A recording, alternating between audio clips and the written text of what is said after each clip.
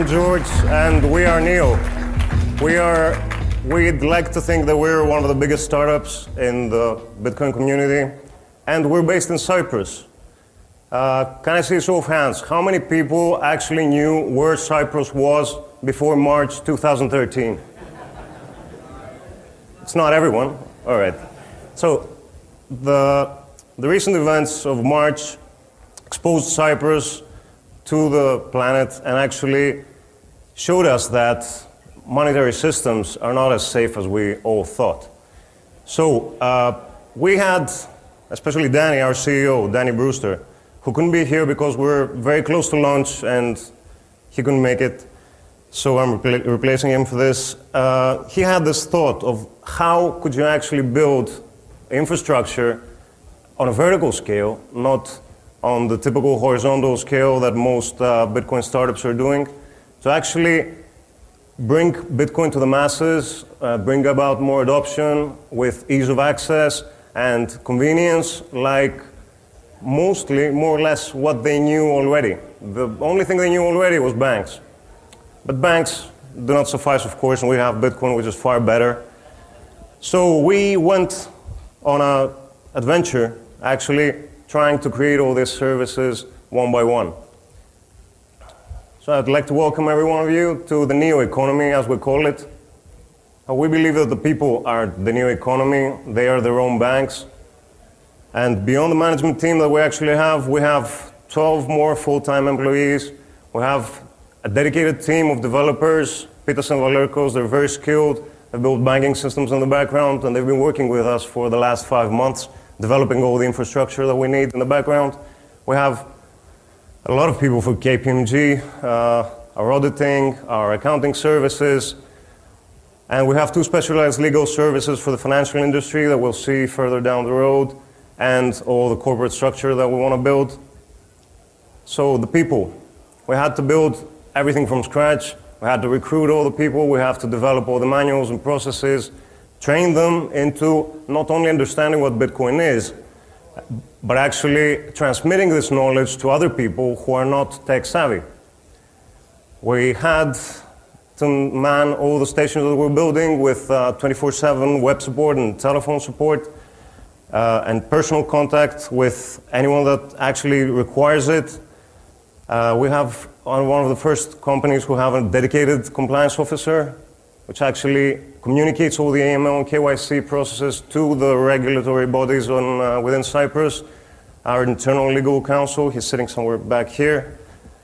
So we have enough people to actually build a physical, personal contact point to everyone who needs to know what Bitcoin is and how it can benefit him. So it all starts from the people. Beyond that comes the building. Our first branch is going to be delivered in the mid of February, which is like 20 days away from here. We tried to go with an open and transparent design, more friendly, nothing that looks like a bank, because we keep reminding people we're not a bank and we're never going to be a bank. We don't want to be a bank. So this is how it looked yesterday.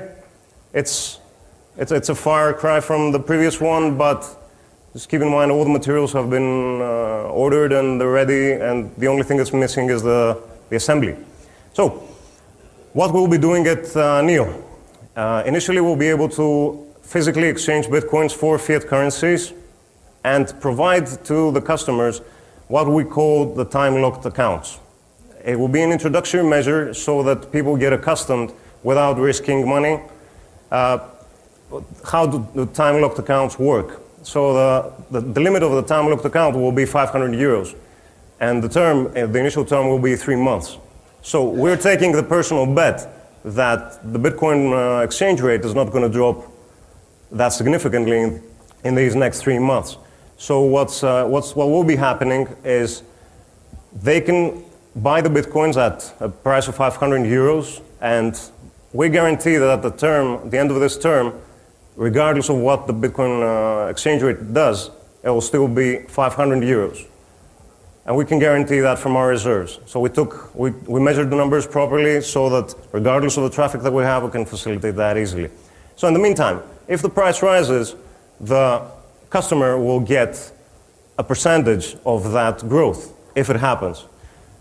The next stage will be, once we've developed the infrastructure and we're able to hedge against our own risk, we'll be able to offer Euro-pegged accounts, which is something that we feel is necessary in the economy, but it's also very, very hard to implement.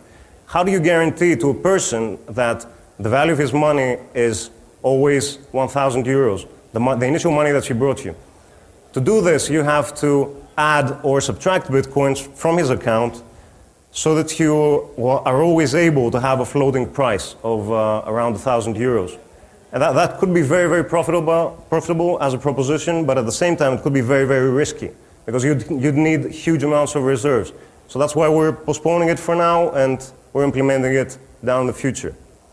At the same time, we're building on the ease of purchase with EasyCoin. EasyCoin is one of the fastest ways that we could develop to gain access to coins from any side of the planet that can accept a cash payment.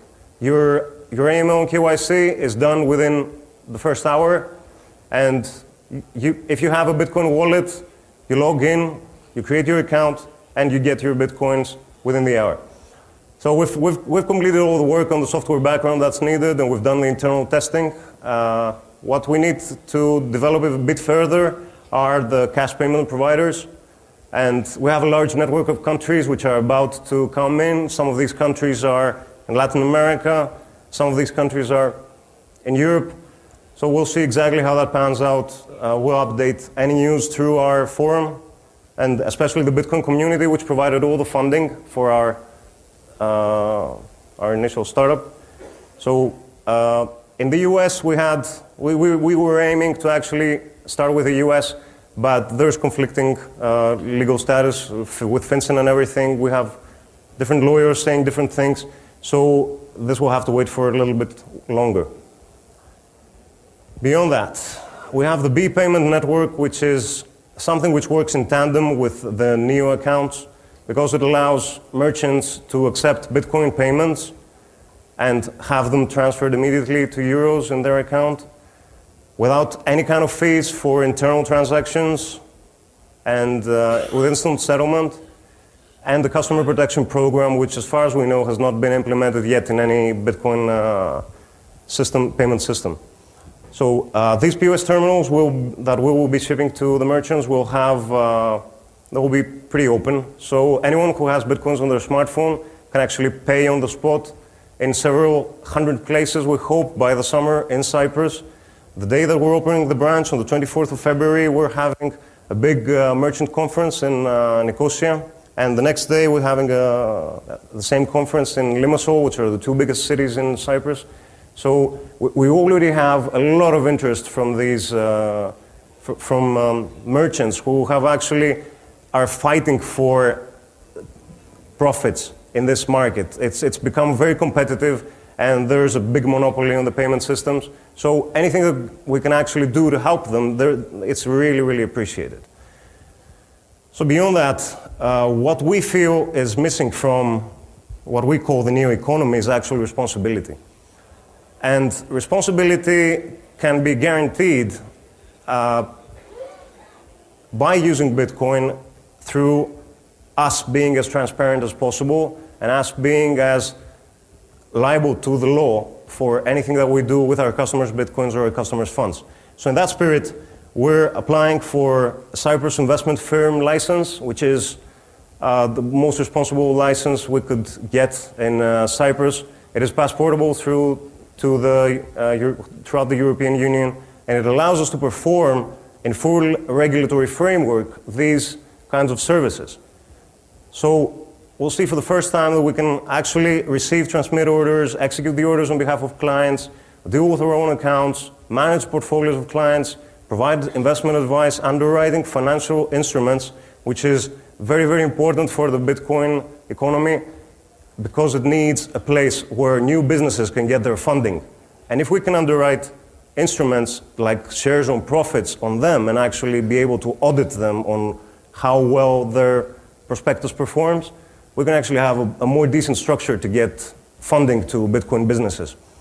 Market making, which is a very, very important part that's missing from most major exchanges, the fact that we don't have enough liquidity, that the market is shallow, and at the same time enjoy a number of ancillary services which will help us provide the conventional services which are missing from the Bitcoin economy right now.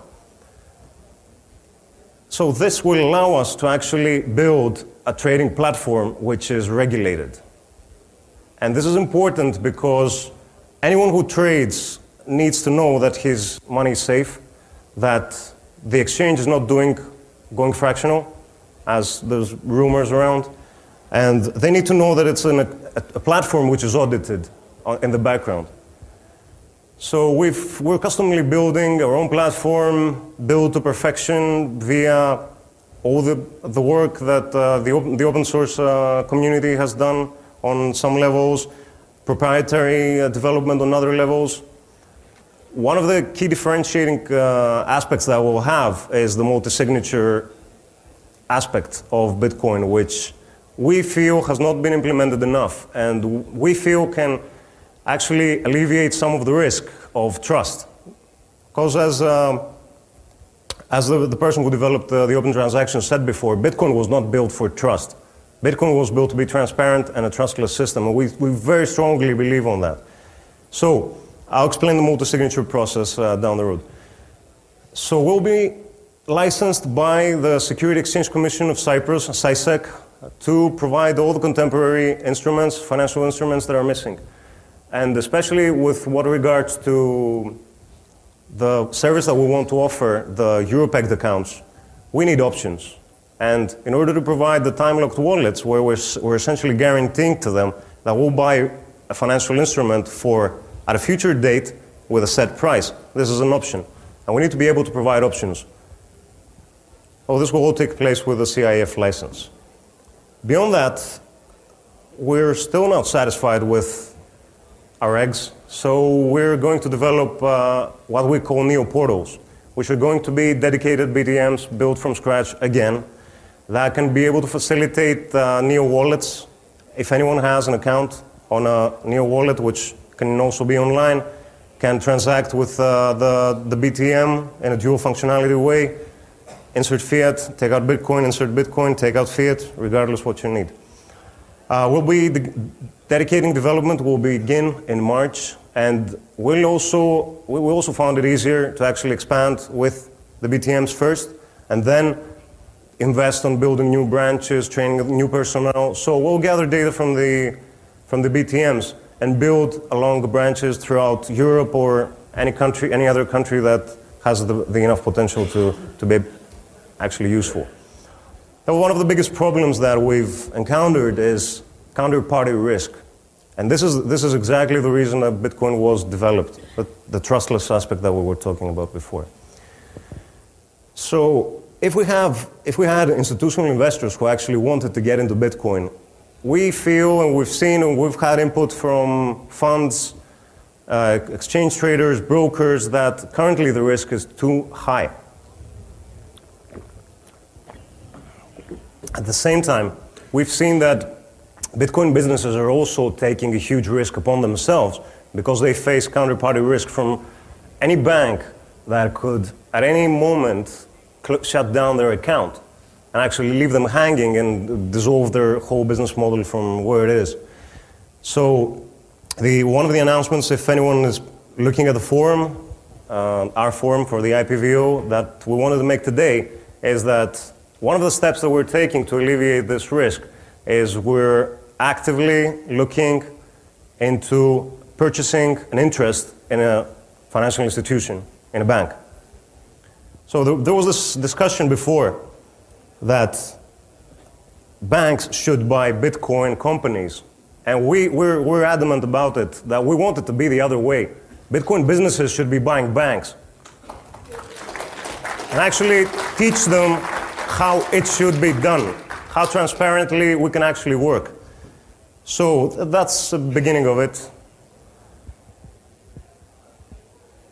Moving on with that, all our wallets in Neo, B, and the trading accounts will have a multi-sig transaction system implemented. So this means that at any point, a user will have a private key will hold the private key, and the third entity, which is unrelated to us, transparent, and probably a multi-billion-dollar company I cannot announce yet, I'm sorry, will hold the third key. So in case we disappear, the customer's money is still there, it's accessible, perfectly accessible, and out of our own reach.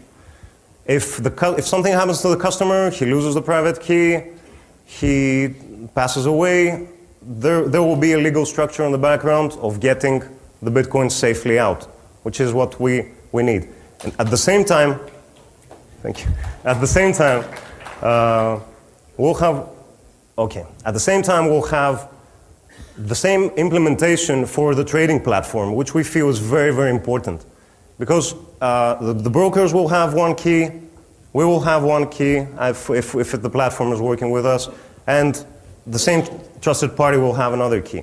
So there's no counterparty risk for wallet holders or brokers.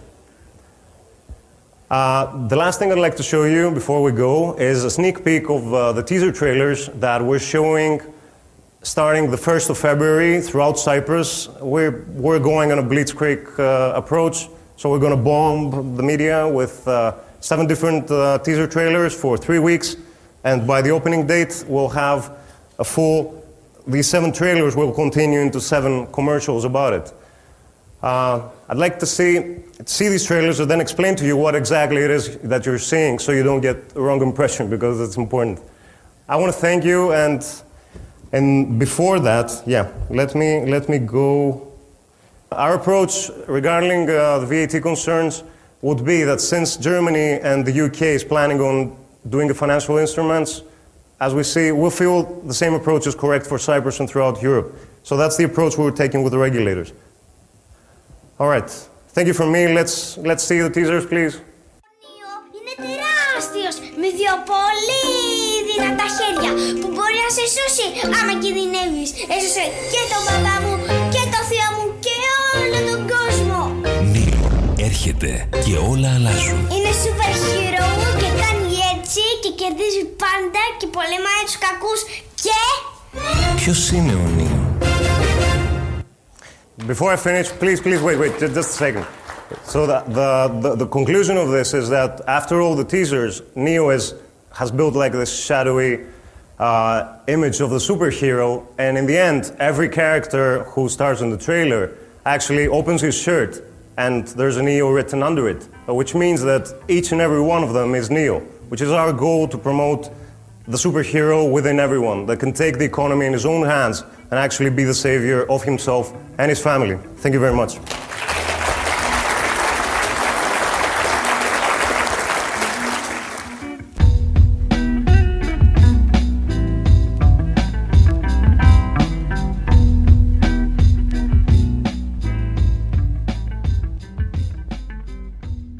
Hi, Stephanie here. Would you like to turn your book into an enthralling audiobook? Need a persuasive commercial to promote your company? How about a narrator for your explainer video? Here's where I can help. I'm a freelance voiceover artist, and since 2009, I've lent my voice to dozens of audio projects. To hear some examples of my work, check out my website, smvoice.info. If you like what you hear, I'd love to be the voice of your next project. Get in touch at smvoice.info.